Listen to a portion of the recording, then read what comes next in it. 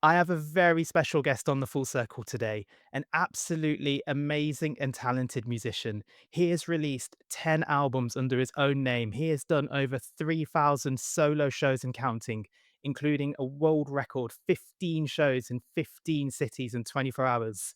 He has performed in over 50 countries. He is a chart topper and also an ambassador for the charity Calm, the campaign against living miserably. He is the incredible Frank Turner. Boom, boom, boom, boom, boom. Hello, Frank. Hi, what a lovely introduction. Thank you. No, it's an absolute honor to have you on here, and I cannot thank you enough for your time. So, Frank has made his own full circle. So, he has linked songs together, and we're going to hear his choices coming up. We're also going to do some features such as Would You Rather, and I've also thought of a quiz that only you and another Frank can do. I don't know if that's a bit of a clue. I don't know if you have any ideas about who the other Frank might be, but I have a suspicion that we'll see how we go. okay. And and just some general chat in between as well.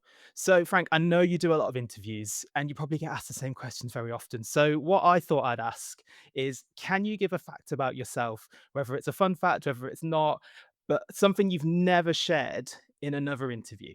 Um, I can't 100% guarantee that I've never shared this in another interview, but it's not something I talk about very often for reasons that will become apparent quite quickly. When I was a kid, I had piano lessons when I was about sort of 8, 9, 10 years old because I'm middle class.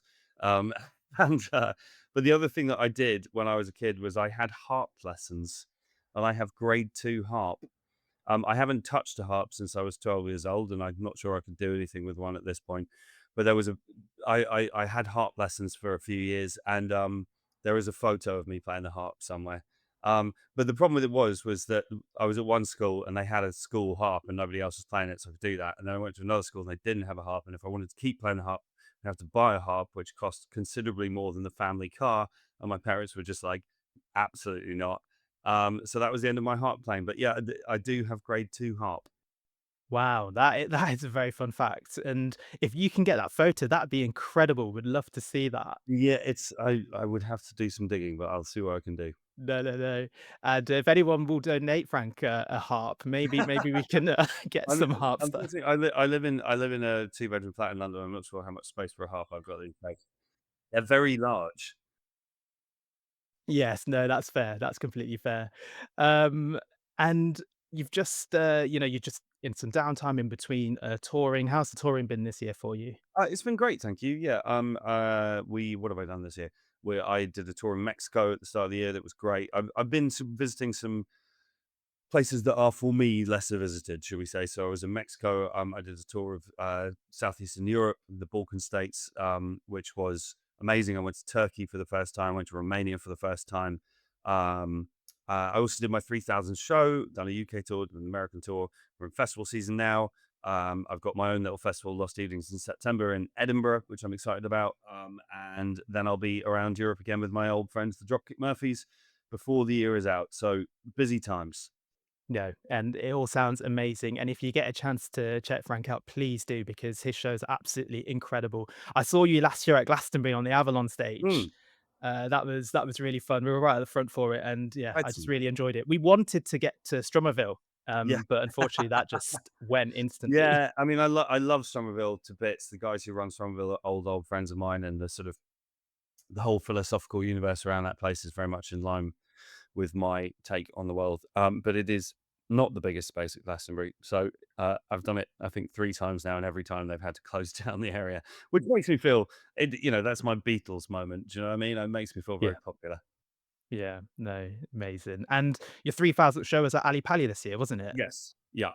Which was amazing. It was incredible. I mean, um, it's a funny thing because, like, on paper, there's no special reason why show 3,000 should be better than show 2,999 or 3,001 or whatever.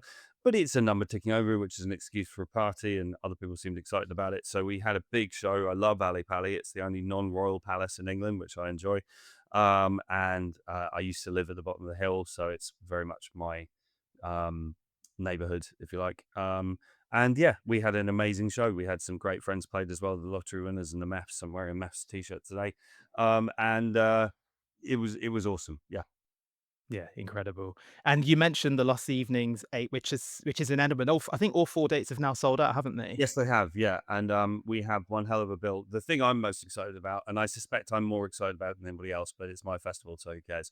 There's a band called Arab Strap, who are one of my all-time favorite bands, who they're not quite broken up, but they don't play very often, and when we were booking the supports for the festival, I put some, um, political and financial resources towards trying to convince them to play, and they said yes, and I'm very, very excited about that. No, that sounds amazing. All 4 shows are different shows, because that's what I was gonna Yeah. actually ask you. Is any there any of are any of them, like, make you feel a bit nervous, or actually you're like, "No, all the Oh, shows yeah. are gonna be." Well, so the guys in my band, the Sleeping Souls, refer to Lost Evenings as the annual exam because we play a different set every night, which means that generally speaking, we play just shy of 100 songs over 4 nights, um, which is a lot. And, I mean, I have to do a bit of thinking about remembering second verses to songs and chord changes and stuff, but those guys really have to work quite hard. And, I'm already writing the set list for that right now, in fact, because it's such a there's a lot of work that goes into it. So, I mean, no, it's always fun. It's very much a home crowd, as you might imagine.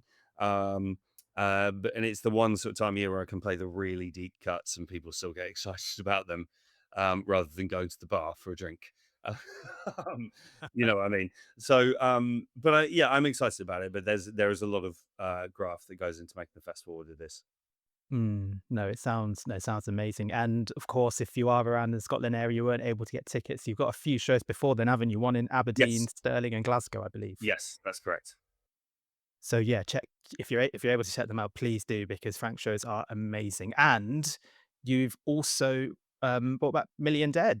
Yeah, yes, which is a turn up for the books. It was the band I was in my early 20s and late teens. We were about 4 years, 2001 to 2005. We have not played together publicly since 2005. And on Thursday coming, we are playing our first show in 20 years at the venue where we played our last show, which is some full circle for you right there. Um, and I'm pretty excited about it. I remember I was a little nervous. There's a physicality to those shows which I haven't done in quite a long time, and I'm a little kind of apprehensive about my general level of fitness, should we say? And the songs are the pitch of the songs is super high because when I was in my early 20s, I used to yelp quite a lot. So I've got to navigate that as well. But I think it's going to be a lot of fun. That's the idea. Yeah, and you're doing some more shows in December as well. Yes, yeah, we got a tour in December as well. And incidentally, for anybody who's curious, that is it. We're not doing more after that. We're not doing a new record. We're not doing another tour. If people want to see me in Dead, this will be your last chance. Oh, wow, so definitely check them out if you're a Million Dead fan, because this is your last chance. Okay, shall we begin with your first song, Frank, and, Well, why you've yeah, chosen it? I'm slightly shooting from the hip here, which I'm enjoying, but I think we should play a Million Dead song given the conversation we've just been having. And if I was to pick one Million Dead song, I would pick the song "Living the Dream," which was from our second record, which is probably my favorite song that we ever did. This is Million Dead and "Living the Dream." Enjoy that one. And how would that link to the second song? Well, I think it slightly depends what we talk about next. I've got a few ideas about where we're going, and I know how we're going to finish this. By the way, I've got the ending wrapped up. But let's chat, and I'll work it out. Fine. Okay, let's play some Would You Rather. Okay, Okay. so we'll do some Would You Rather questions. So they could be two very straightforward questions or two difficult choices. I hope one of them isn't easier than the other, otherwise that sort of Yeah, makes yeah, it sure. pointless. So, would you rather perform an intimate acoustic show or a full band spectacle at a massive stadium? I mean, the first thing I would say is that I'm lucky that I don't generally have to choose between those in any permanent kind of way. I think that the honest answer is I'd rather play the full band thing. I love the guys in my band. I love the noise that we make together, and I usually play a couple of solo songs in the middle of a full band show anyway. So I do love the small intimate shows, but if you're going to make me choose, which seems to be the vibe of the game, then I'm going to go with the full band spectacular, please. Fair. No, that sounds yeah, I think that's completely fair. Divided opinion, because I asked this on social media, and a lot of people would rather see an intimate acoustic show Sure. than the full band spectacle, but I thought it was Yeah, but, interesting to get your which I perspective. understand, of course. I mean, the issue with it is I do quite regularly get people saying to me, "Oh, I just want you to do a tour of smaller venues," and on the rare occasions when I do that, they all sell out and that person doesn't get a ticket. So, I try and pitch where I play to the number of people who wanna come and see me play. Of course. Okay, this is a less of a music one because I didn't want to always just focus on music. It's just a general like politeness question. Would you rather never be able to say please or never be able to say thank you? Oh, that's a good question.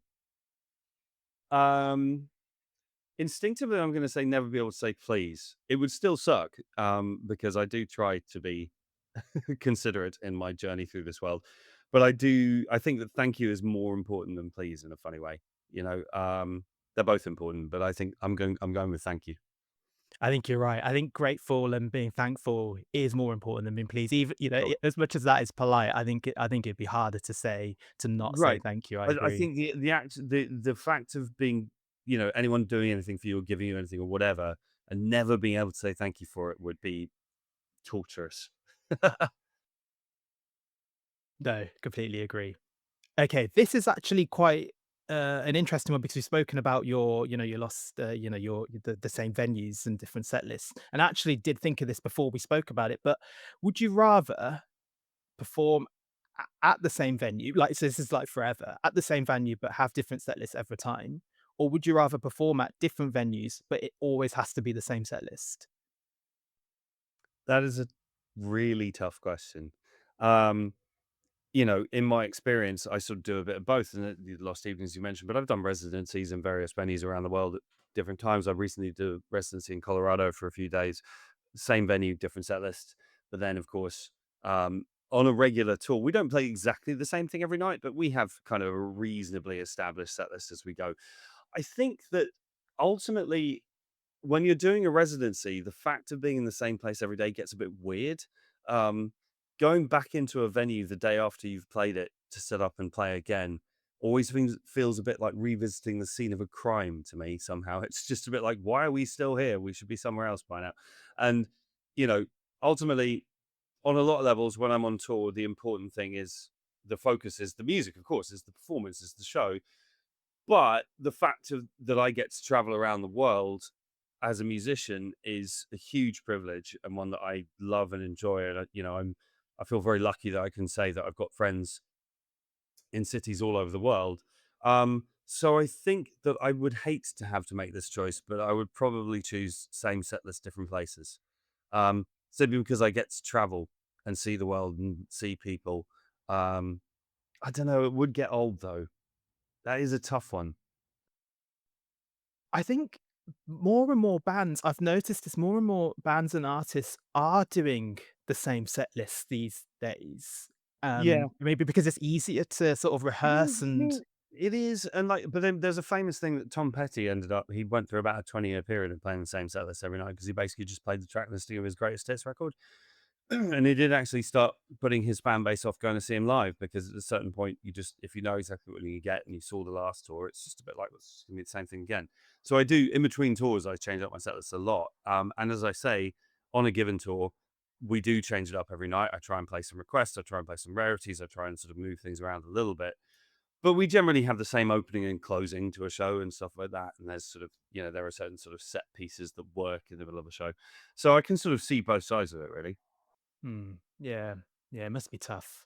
I would personally rather someone was at the same venue in different set lists. I Sure. as a fan, but yeah, Yeah, I I mean, can well, that's the thing. There's a different experience there, though. Do you know what I mean? And like, I suppose the kind of, um, if I was in the same place every day, but playing different set lists, that would perhaps be creatively more interesting. But I just think I'd start feeling a bit trapped somewhere after a while. yeah, yeah, definitely. Um, I've only chosen these 2 festivals because they're the 2 biggest festivals, in the UK, but would you rather only perform at Glastonbury or at Reading and Leeds? Again, that's a tough question. And I'll tell you what, 10 years ago, my answer would have been quite different to what it is today. Because in a way that I'm not casting shades of saying this, but Reading has changed a lot in recent years. I hold the record for most number of consecutive years at Reading. I did 10 years in a row without a break. And that finished in 2015. And then I played there again. either last year or the year before, I can't quite remember, and was quite shocked at how different it is. It's a much more well, this is the thing. I think it is. I think its demographic target is still the same. It's kind of it's a post A levels festival or however you want to describe it, but it was much more sort of TikTok focused, should we say? It was much more kind of pop and less rock and all that kind of thing. And I don't want to be an old man shaking a walking stick and say it was better in my day. It was different in my day. And if that's, I'm sure that Melvin and the people who book Reading know what they're doing, and if that's what the kids want to hear, then happy days. So I think that 10 years ago, I would have said Reading without hesitation. But I have to say that now I would probably say Glastonbury. Um, I feel that feels more homely to me as a musician, as a performer these days. There's also, I mean, Glastonbury has the cultural heft it has the international reputation, all that kind of thing. So yeah, I'm going to choose Glastonbury, but that is a recent development. Interesting. Yeah, I've been to Glastonbury quite often. I've only been to Reading and Leeds once, and I definitely prefer the vibe to Glastonbury more than Reading and Leeds. I Sure, think it's this different. Sure, this year, I think there's one particular day where there is quite a bit more of a rockier lineup. I think they've got one day they've got Bring Me the Horizon, Enter yeah, Shikari, Limp Bizkit. But right, you're right. In general, they have yeah. changed their It has. lineups a And bit then more. by contrast, I mean, looking at the lineup this year for Glastonbury, seeing Biffy Clyro and Idols and people like that playing, there's definitely a lot more kind of quote unquote heavy music at Glastonbury than there was. When I was a kid, there was a pretty strict divide. There were indie kids who went to Glastonbury and rock and metal kids went to Reading. And again, I think that's changed. Fair. This is one my partner wanted to ask, my partner Abby, if that's okay. Would you rather only have a cat or a dog? I would say cat. Um, I mean, I love dogs. My goodness, I love dogs. I grew up with lots of dogs in my house, but as an adult, I've had cats, and I love cats. And I lost a cat last year, so I miss her very much. So I think I'd say cats. They're lower maintenance and they're easier if you're a touring person because you can get people in to look after them in a way that is a bit easier than looking after dogs. Okay, how do we get from Million Dead to your Well, second song? so there is a band that I'm gonna phrase this carefully because I'm not trying to give anything away. But there is a band who were an enormous influence on Million Dead, and they remain an enormous influence on me now. Called Descendants. They're an American punk band from starting in the 1980s, but still going. One of my all-time favorite bands, and a band that I am possibly going to do some stuff with in the future. That's all I'm going to say about that. But the specific reason why I particularly want to choose the song I'm going to choose, there is a Descendants song called Thank You. And we had a brief chat about gratitude earlier, and it seems appropriate to me. It's a song that is a thank you to, I believe I'm right in saying there's lots of different sort of internet rumors about who it might be, but I believe it's a thank you to the band Black Flag, who were a foundational punk rock band of the early 1980s. The song is a thank you to them for existing. And I thought of it while we were talking about wanting to say thank you in life. And it's one of my favorite songs. It's such a huge influence on, as I say, on everything Million Dead did, but also everything I do as a solo artist. So the song Thank You by Descendants would be my second pick. Amazing. Descendants, thank you. The second song on the full circle. Okay, next feature. Which Frank said this? so, um, so the format is I've got some quotes, Yeah.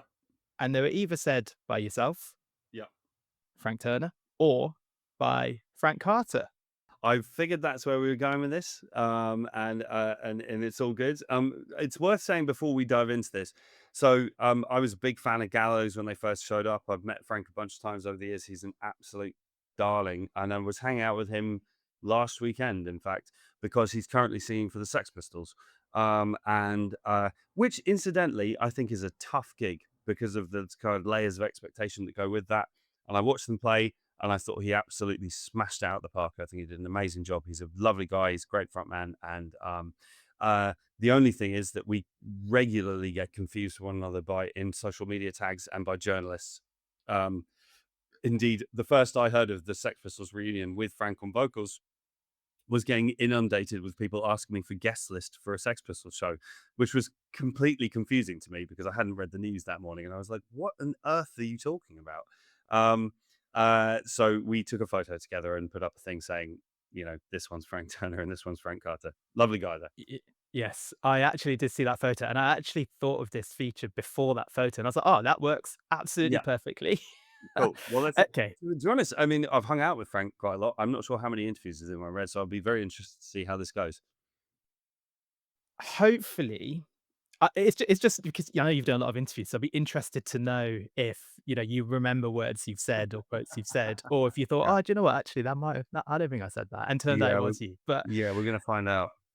okay, this is the first one. As I get older, I find there's more dignity in accepting that there's a time and place for everything. This is tough. That sounds like the kind of thing I might have said at a certain point in time. So I'm gonna guess me.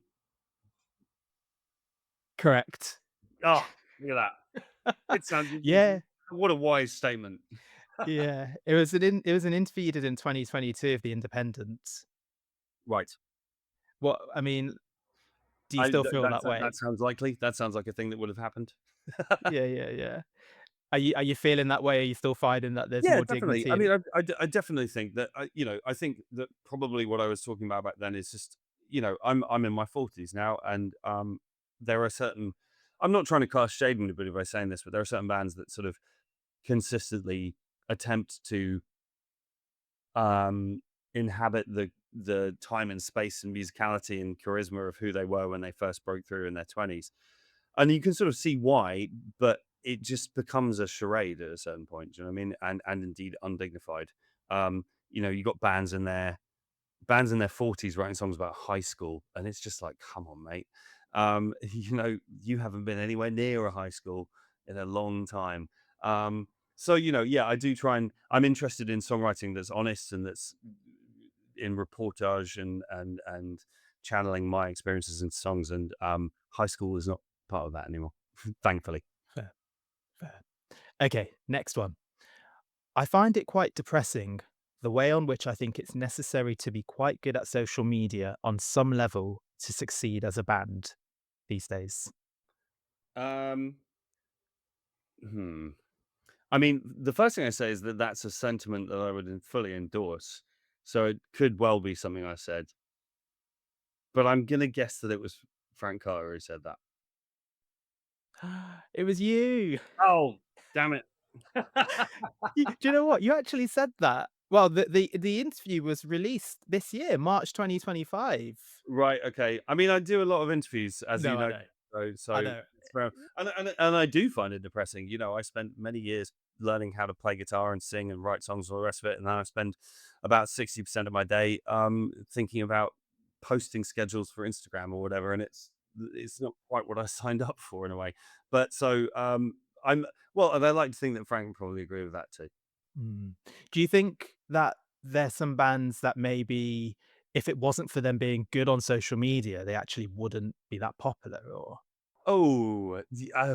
There's a question. I mean, sorry. probably, yeah. I mean, again, I'm keen not to be um, insulting anybody else. I think that probably is true. I mean, well, put it this way: without mentioning names, I've done some festivals this summer and crossed paths with a bunch of kind of bands I would describe as TikTok acts, and I'm too old for TikTok, and that's fine. And I don't want to be an old man shaking his walking stick at clouds, but definitely it was a triumph of style over substance. Would be a polite way of putting it. Fair. Fair enough. Okay, next one, very vague. He's pretty special. I just the problem I'm having here is I'm trying to guess whether what how you would lay out the A and B, me versus Frank thing. I'm going to say Frank just because you've done two by me, but I mean that could be a thing I said, and it depends who we're talking about.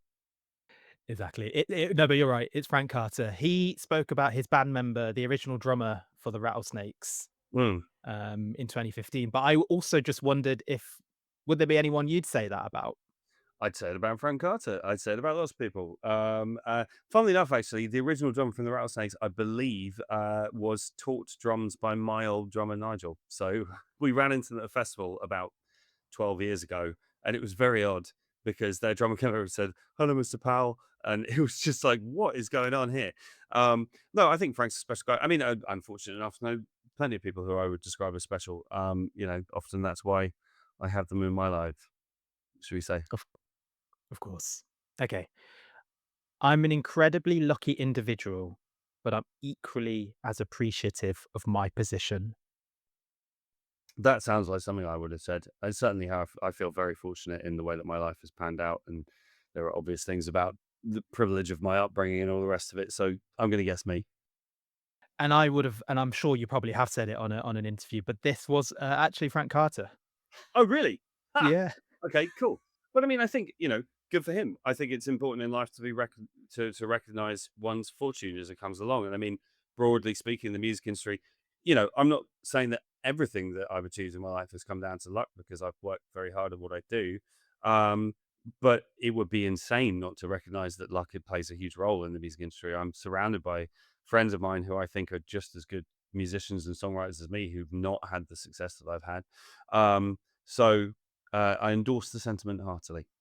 Yeah. Okay, this is the last one. Okay. There have been times when I have felt that people were picking up on an ill-phrased thing that I said.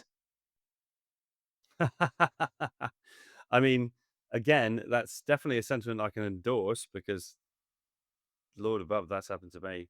Um, I'm going to guess me. You're correct. Okay, there we go. Yeah. There we go. So that was But from I mean, sorry, say it again. that was from last February. It was based Yeah. on your song "Do One" when you were talking about your song "Do Yes. One." Yeah. I think that, it's unquestionable that there are anybody who's been in the public eye for any amount of time, unless you're extremely well trained or whatever, there's going to be moments in time when you said stuff that could have been phrased better, could have been more considerate, could have been kinder, could have been um, more self-aware and all that kind of thing. And I'm sure that Frank Carter has that in his life as well. Um, I try not to say those kinds of things, but it happens. Do you know what I mean? And I think one of the major issues we have in our society now is that we live in a very judgmental culture that's not very good at the concept of forgiveness, which strikes me as nothing so much as impractical. Do you know what I mean? If somebody messes up, which everybody does, newsflash, I think the most kind of useful response to that is to try and sort of help people correct themselves. Do you know what I mean? And not to just be like, well, now you're the devil kind of thing. Do you know what I mean? I think that there's nothing wrong with calling people on things that they say that are um, unkind, inconsiderate, inappropriate, whatever it might be. But I think that, and this isn't just self interested, I try and do this with other people who I know as well, you know, trying to kind of gently, kindly guide people to smarter engagement with the world strikes me as a better approach than just kind of writing those people out of existence. I guess, obviously, if I completely understand if it's not the specific thought, but was there when you said that when you said this line, was there something you were like, "Oh, I wish I didn't say that," or Oh, I mean, there are bits and bobs, plenty, should we say? I mean, one of the things I would say is that I've reached a point in my life now where I'm kind of old enough now to I'm really, really over the idea of hating on other music. To pick a specific example, I really don't like the Red Hot Chili Peppers music at all. It's not for me. But you know what the Red Hot Chili Peppers do? They wake up every day and they make Red Hot Chili Peppers fans happy by making more music. And I think that's admirable. And I wish them to continue doing that because they're adding to the sum total of human happiness. And that's a good thing. And I don't, nobody's making me listen to Red Hot Chili Peppers. I don't have to listen to them. So I don't. But the people who like them do. And do you see what I mean? And there were definitely points in my life often in interview format where I would say, "Oh, that band's awful," or "I hate that band," or whatever. Who cares? Like, I mean, who cares what I think first and foremost? But also, like, you know, Kasabian. I don't particularly care for the music of Kasabian, but they make Kasabian fans happy, and that's great. And I want them to do more of it. Do you know what I mean? Like, life is short and hard and full of it's a veil of tears and all that sort of cliche. And if there are people bringing joy to other people through their art, then I wish them to do more of it.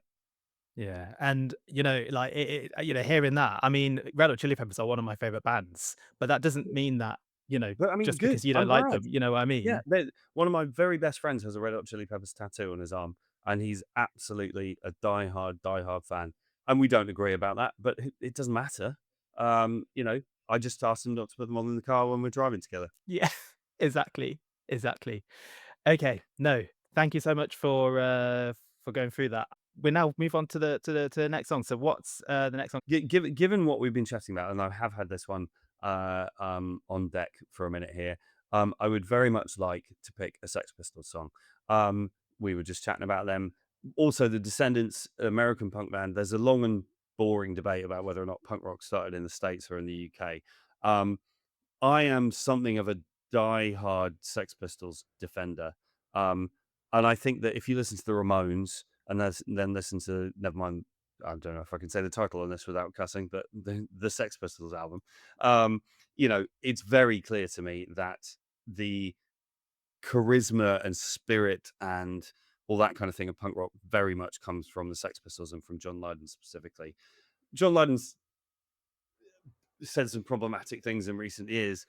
There is a big part of me that's just kind of like, what's that you're saying? A Sex Pistol said something offensive? That's literally his job description. That's what he's supposed to do. You know, they're not supposed to have glowing write-ups in the newspapers every week. Do you know what I mean? They're supposed to um, aggravate people, and he does a very good job of that. But all of that aside, that first Sex Pistols record remains, I think, easily the best punk album ever made.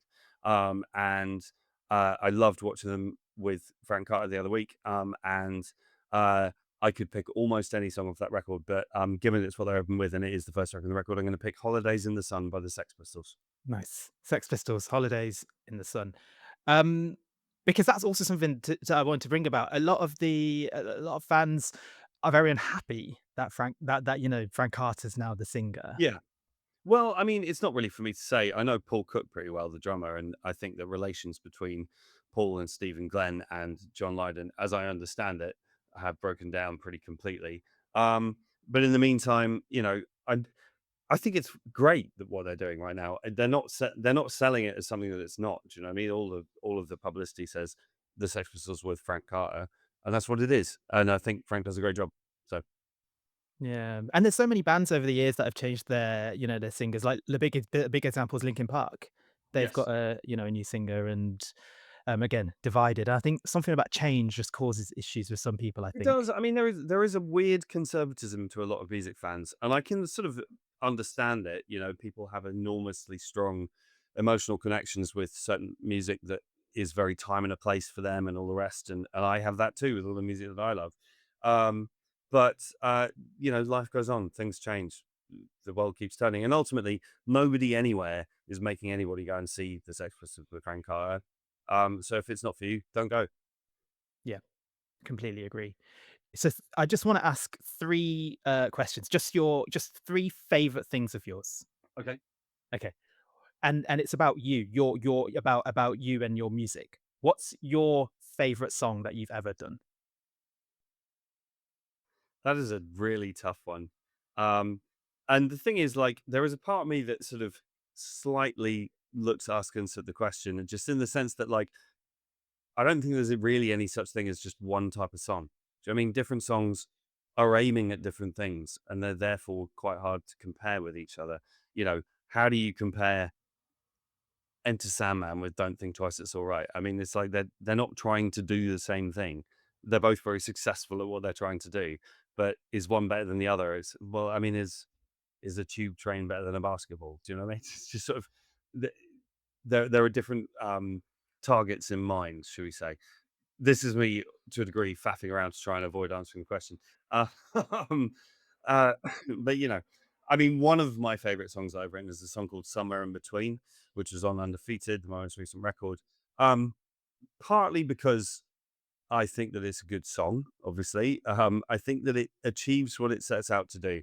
Um, to go to what I'm just talking about now, you know, it's a song about um, a really kind of difficult emotional topic, and it was a difficult thing to tackle as a writer. I was nervous about writing that song, and I redrafted it many, many times. And you know, I specifically remember actually I was driving back from a festival and the album was in the mixing stages, at which point it's rare to re-record anything. And I suddenly realized there was a word that I could change for a different word that would ever so slightly improve what it was I was trying to say. Um, the art of writing poetry and lyrics, I can't quite remember who said this, but it's the art of trying to say exactly what you mean, which is both the simplest and the hardest thing. Um, uh, so I went back in the studio and retracked that lyric and changed it, and it, in my opinion, improved the song. Um, there's a lot went into that song, and I'm very pleased with it. But obviously, what it's trying to do is quite different from what a song like Photosynthesis is an older song of mine is trying to do, which is different again from what Four Simple Words is trying to do. So, it's difficult to pick just one, but you're making me choose, so I'm going to pick somewhere in between. Nice. Yeah, no, that's a really good song. Undefeated. Check that Thank you. album out. It's a really good album. My personal favorite on that is Ceasefire. I really like that one. Oh, thank you very much. That's a very important song for me as well, so I appreciate you saying that. What's been your favorite? I know it's hard to just pick one, but what was your favorite gig that you've done? That I've played Yeah. myself. Yeah. Um, Again, hard to say. Different gigs do different things. A gig ultimately is an agreement between a performer and an audience, which means that it's not necessarily the case that your biggest show is your favorite show. Um, you know, we played at Wembley Stadium with Green Day in 2010, and it was an amazing thing to have done, but it's not my favorite show I've ever played by any stretch of the imagination. Um, I mean, I will say that in February this year, we played Show 3000 at Alexandra Palace. There's a live album coming out later this year of that show. Um, that was a very, very special evening. Um, it felt the as I say, if art broadly and live music specifically is about connection, um, that show was remarkable for me because it was probably the most connected I've ever felt to that number of people. We had 11,000 people in the room, and uh, feeling a connection with 11,000 people at the same time is a very odd and very impactful thing. Um, so I'm tempted to say that. I'm also tempted to go, oh yeah, it's when we played some random dive bar in the States last week or whatever, to because that make you sound cool. But I think I'm gonna pick Show 3000. That was a really, really, really special evening. Yeah. Yeah. No, no doubt. Okay. And again, so this could be absolutely anything. I'm sorry to put you on the spot for this. What has been your favorite just moment? Oh wow. In my life or as a musician Yeah. or Just in your life, just this one moment or this one achievement or just anything that you're like, wow, that was truly epic. Or um I mean, that's such a hard question to answer. And I'm fortunate in life that I have many to choose from. Um I Good lord, what to choose? And some of it's personal, do you know what I mean? Like, I feel a great sense of achievement in my uh personal life right now. I've reached a moment of sublime contentment in my relationship, which is something I'm proud of because it wasn't easy to achieve. Um, so that's a possible choice for me.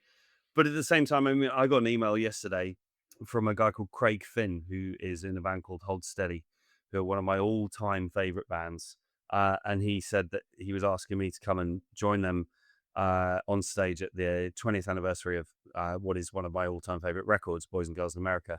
And he said that I was their first choice for somebody to come and celebrate that anniversary with them. And when that record was released, I was in the crowd for their show at the Borderline. Do you know what I mean? And this is going to be an arena show. And I'm not necessarily putting my money down saying that's my favorite moment of my life, but there was a huge sense of value, being valued and achievement in that. Do you know what I mean? And being recognized by my peers.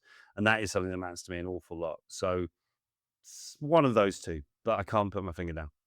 no, no, incredible. No, absolutely incredible. Thank you for sharing your, those favorite experiences. So, how do we link Sex Pistols to the next song? So, well, the one thing I will say, there is a clean version of this around somewhere, which you might need to look up. There is a song on Undefeated called "Never Mind the Back Problems." So it's a song of mine. The title is obviously a reference to the Sex Pistols, but it's a song about getting older and trying to stay punk, as it were. And it's a playful song. There are lyrics that are kind of joking around with various old punk bands and stuff like that.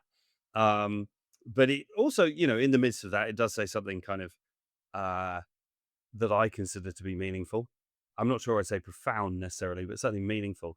Just that idea of like, as I was referring to earlier, I'm no longer in my 20s, and I do have back problems as it goes. um, Chronic back problems, which is no fun. Um, but at the same time, I still go to gigs. Do you know what I mean? I still love punk rock as much as I ever did when I was a kid. It still gives my life direction and meaning. And and everything from the Pistols and Descendants through to the Meths, whose t-shirt I'm wearing today, who are a newer punk band who I love. So, it feels like a full circle thing to bring that song up. So, never mind the back problems by me. Amazing. And wow, how does that link to the first song then? Well, it's on the same album. No, the Million Dead. So Oh, the the first song million. was Million Sorry, of Dead, wasn't course, it? I picked Million Dead. Sorry, it's by me. It's Yeah, it's another song by me. But I mean, "Living the Dream," the first song as well, is also a tune that's about. "Living the Dream" is a love letter to music, and to what it means to me to be able to be creative in my life, and to have a form of self-expression in my life that's meaningful not only to me, but that apparently some other people take meaning in as well, as evinced by my career. And that is something that, again, I feel very privileged by. And I wrote that song, "Living the Dream," 21 years ago. And it's a wonderful thing to me that I can be sitting here talking to you about a song that I wrote last year that also has meaning for me and for other people as well. And I think that's a good thing. incredible. Hence completing the full circle. Frank, Yes. thank you so, so much for your time. Was there anything else that you wanted to sort of just add or say before we end this? I'll be on tour and people are welcome to come to shows. Yes, please do. He puts on a phenomenal show. Enjoy it. Thank you so much, Frank, for your time. I really, really appreciate it. And I Thank wish you all the you. best. Thank you so Thank you much. It's so, been so fun. much. Thank you.